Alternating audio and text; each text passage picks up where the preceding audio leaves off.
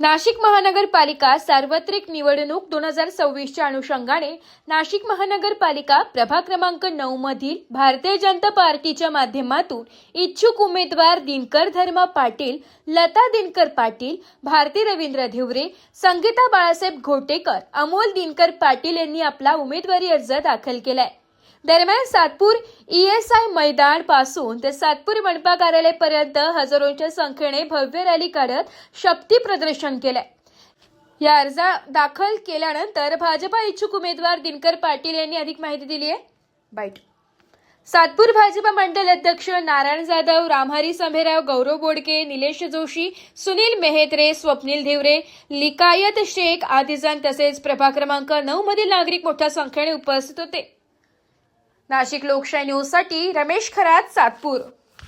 भारतीय जनता पार्टीच्या माध्यमातून भारताचे पंतप्रधान माननीय नरेंद्र मोदी साहेब, महाराष्ट्राचे मुख्यमंत्री देवेंद्रजी फडणवीस साहेब आणि नाशिकचे पालकमंत्री गिरीश भाऊ महाजन, सर्व कोर कमिटी यांच्या आदेशानुसार आम्ही आज इच्छुक उमेदवार म्हणून मी दिनकर पाटील, अमोल पाटील, लता पाटील, भारतीताई धिवरे आणि संगीताताई घोटेकर असे आम्ही सर्वांनी इच्छुक उमेदवार म्हणून भारतीय जनता पार्टीचे आज या ठिकाणी अर्ज भरलेले आहेत।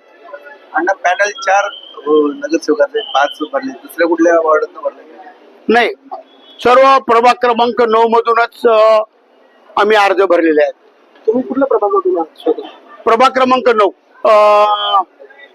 भारतीताई यांचा आत्ता अ मधून भरला, माझा एक OBC मधून भरला, एक सर्वसाधारण मधून पण ड मधून पण भरलेला आहे। अमोलचा आहे तसाच OBC आणि ड आणि OBC महिला आपल्या साधारण सर्वसाधारण महिला संगीताताई बाळासाहेब घोटेकर असे अर्ज भरलेले आहेत। गेल्या वेळेला निवडून आला होता, आता पुन्हा एकदा भाजपमधनं आपण उमेदवारी अर्ज करताय। मधल्या काळात अनेक घटना घडल्या आहेत, या निवडणुकीकडे कसं बघतायत? मोठं आव्हान वाटतंय का? माझ्या भागामध्ये प्रभागामध्ये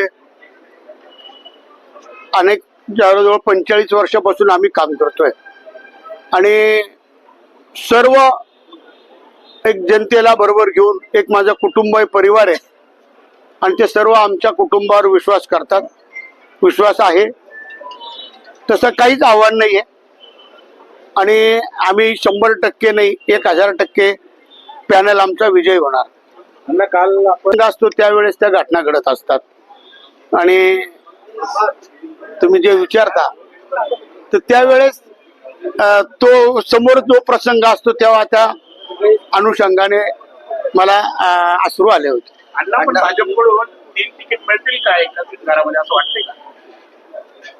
ते श्रेष्ठी ठरवतील। तुमचं बोलणं आलंय? बोलणं झाल्यावरच फॉर्म भरलाय।